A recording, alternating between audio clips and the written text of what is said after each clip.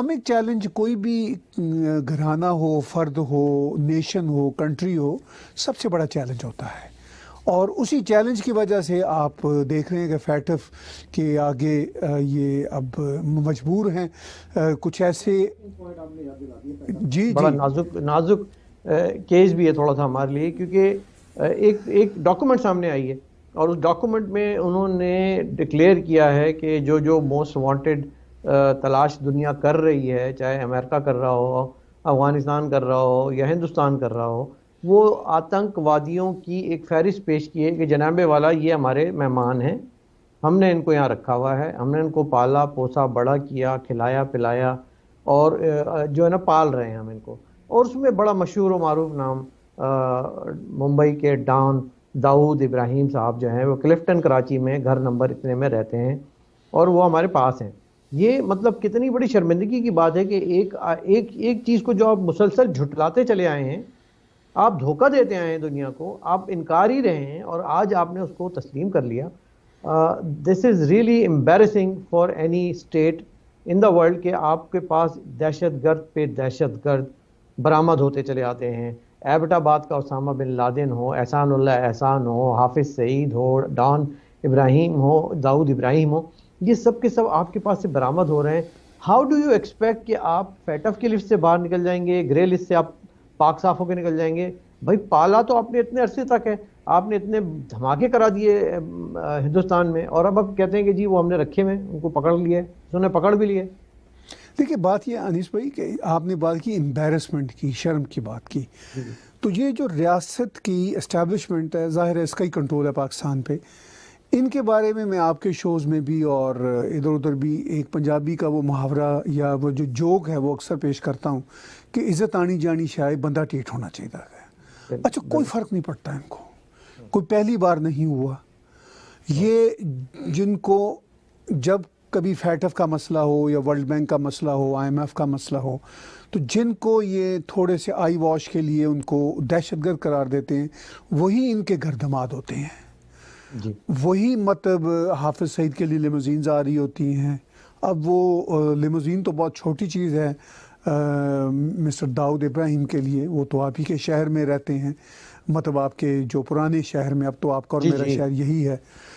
تو وہ خیر وہ تو ویسے بھی بہت رچ آدمی ہیں، مجھے سمجھ نہیں آتی کہ وہ ریاست پاکستان کو وہ خود کیوں نہیں چلاتے۔ ابھی ہم اکنامکس کی بات کر رہے تھے، تو وہ تو ون آف دا ریچسٹ، کچھ نہیں تو سندھ کو ہی چلا لیں کم از کم، جہاں وہ رہتے ہیں اور وہ مطلب وہاں پلتے ہیں۔ ہمارے جاوید مرزا صاحب کے رشتہ دار بھی ہیں وہ، اور مطلب ان کی تو اب رشتہ داریاں ہو گئی ہیں اس زمین پہ، اس دھرتی سے وہ تو وابستہ ہو گئے۔ ہو سکتا ہے انہوں نے، میرا خیال ہے گور صاحب کہ ایسا تو نہیں انہوں نے معافی مانگ لی، اللہ میاں سے بولا کہ جی میں اپنے گناہوں پہ شرمندہ ہوں، مجھے جو ہے نا مجھے اب یاد الہی میں ساری زندگی گزارنے دیں۔ وہ ابھی کوئی حال ہی میں پاکستان کی ایکٹریس کے حوالے سے ان کے بہت زیادہ سکینڈل سامنے آ رہے ہیں۔ جی اچھا، تو ہو سکتا ہے ان کو بھی نیک کرنے کے چکر، کیونکہ ہمارے تو ایکٹریسز بھی نیک ہو جاتی ہیں نا طارق جمیل صاحب کے ساتھ جا کے، چاہے وہ وینا ملک ہوں یا کوئی اور ہوں۔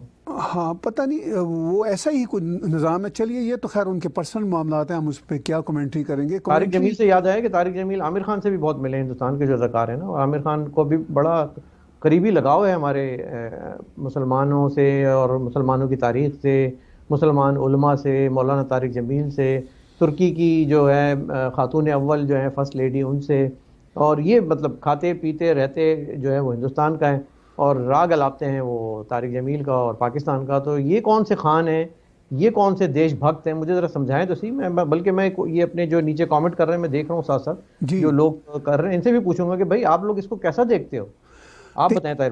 ہاں دیکھیے بات یہ ہے کہ عامر خان صاحب کو اسلامک ہسٹری سے دلچسپی ہو تو اس میں کوئی بری بات نہیں، وہ تو سب کو ہونی چاہیے، یعنی صرف اسلامک ہسٹری سے نہیں، پوری ہسٹری سے ہونی چاہیے۔ Islamic history is a part of human history, تو وہ تو ٹھیک ہے۔ لیکن واقعی طارق جمیل کے ساتھ آپ کی رغبت ہو اور پھر آپ بھارت کے ٹاپ کے اداکار بھی ہوں، ڈائریکٹر بھی ہوں، اور میں تو ان کی ایکٹنگ کا، ان کی ڈائریکشن کا بہت قدردان ہوں، لیکن یہ جو ان کے کھوکھلے رویے ہوتے ہیں اس سے یہی ثابت ہوتا ہے کہ بس یہ جو ایکٹرز ہیں ان کی انٹلیکچوئل ڈیپتھ بالکل نہیں ہوتی، بلکہ انٹلیکچوئل آنیسٹی بھی نہیں ہوتی، ان کو صرف اور صرف اپنی سو کالڈ پاپولیرٹی چاہیے، اور پاپولیرٹی کے ساتھ ان کا پیسہ جڑا ہوتا ہے، جتنے پاپولر ہوں گے اتنا پیسہ ان کو ملے گا.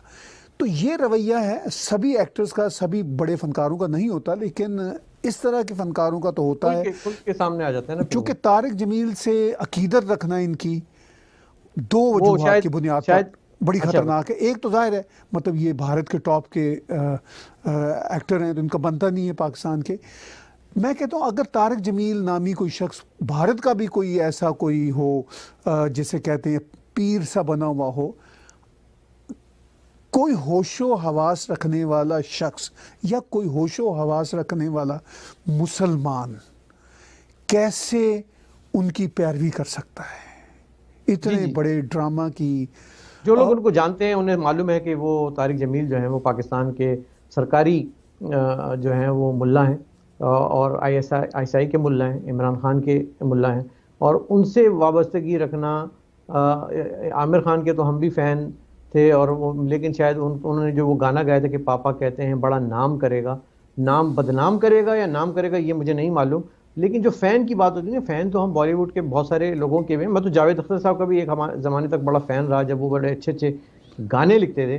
لیکن جب وہ گانے لکھتے لکھتے وہ ڈیفرنٹ بینڈ بجانے لگ گئے تو پھر وہاں پہ مجھے ان سے بھی تھوڑا سا اعتراض ہو گیا. اور اس طرح کی جو شخصیات ہیں یہ ہندوستان میں جو دوہرے رویے رکھ کے چل رہے ہوتے ہیں. سر ایک طرف تو موقع آتا ہے تو وہ وندے ماترم اور دیش بھکت بن جاتے ہیں، لیکن اندر ہی اندر جو ان کے تعلقات اور جو ان کی کنیکشنز ہیں وہ کبھی نہ کبھی کھل کے سامنے آ ہی جاتے ہیں. تو ہم یہ نہیں کہتے کہ غدار صرف پاکستان میں ہی ہوتے ہیں، میں کسی کو غدار نہیں کہہ رہا، لیکن میں ایک بات کہہ رہا ہوں کہ انسان کو اپنی پرائیورٹیز، اپنی نیشنل انٹرسٹ اور اپنی پالیسیز کو سامنے رکھنا چاہیے، چاہے وہ کوئی فنکار ہو، اداکار ہو، گلوکار ہو یا شاعر ہو جاوید اختر جیسا.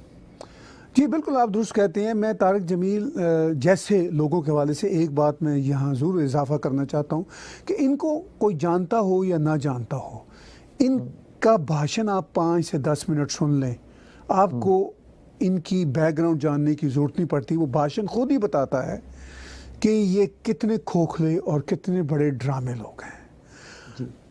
عامر خان کی صورت میں وہ ظاہر ہے کہ ان کا ایک بھارت کے ٹاپ فنکار ہونے کے ناطے، ویسے ہی ایک جو پاکستانی آئی ایس آئی کے ملا کی جو ہے وہ پیروی کرنا بنتا نہیں.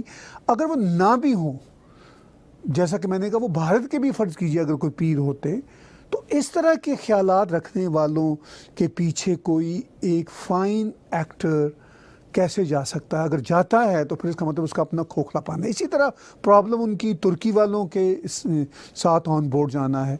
بھئی ترکی کی یہ جو رجیم ہے یہ ورس رجیم ہے، جنہوں نے مطلب ابھی ریسنٹلی وہ ہاگیا صوفیہ جو چرچ تھا اس کو مسجد میں بدل دیا. کتنے شرم کی بات ہے.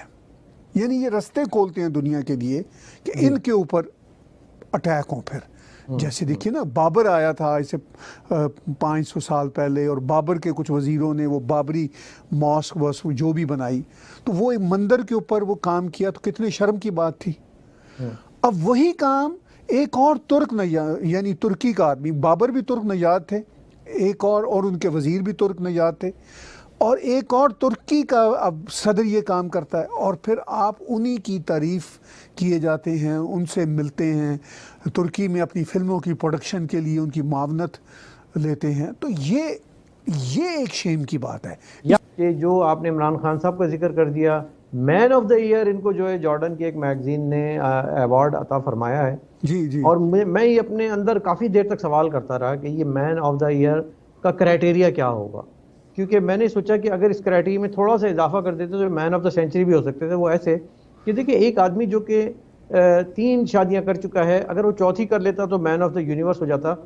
اچھا ایک اسلامی ملک کا مین آف دا ایئر دینے کا کرائٹیریا یہ ہے کہ اس نے 3 شادیاں کی ہوئی ہیں، اس نے ایک مسٹریس رکھی ہوئی تھی، اس کا ایک لو چائلڈ ہے، ایک ڈاٹر ہے، اور اس کے بے تحاشا پلے بوائے سٹوریز ہیں. And that is the man of the year. Is that the criteria now people are considering in the world? So this is again جو ہے آپ نے میری دکھتی رگ کو چھیڑا اور مجھے بولنا پڑا. میں